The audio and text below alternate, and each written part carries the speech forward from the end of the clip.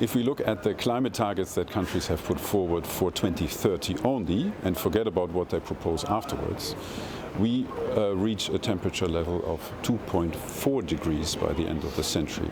That for me is the current most likely estimate, because countries have in the past been quite good to implement what they propose in the short term in aggregate.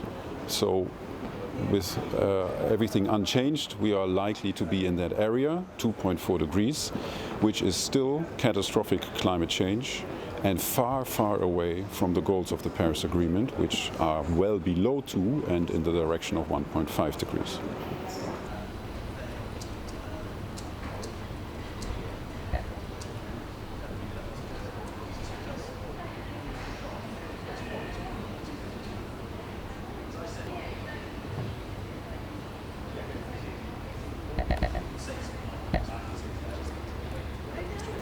To give you an example, if countries implement all of the proposals they've made until 2030, we would emit twice as much greenhouse gas emissions than we should if we want to be on a trajectory towards 1.5 degrees.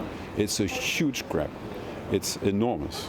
And that means every country, really every country, needs to go back and rethink what they can do more by 2030. Not by 2050, 60 or 70, by 2030. That's important.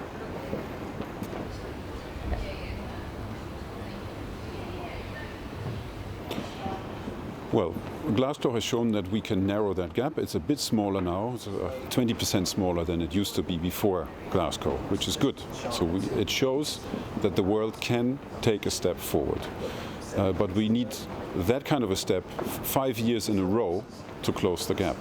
So for that, that means here in Glasgow, countries need to decide to come back to this, not in 5 years. They have to come back to it next year and come up with more ambitious pledges, and then the year after, and the year after, until the gap is closed. If countries wait until 2025 and nothing happens, we have lost the 1.5 degree goal.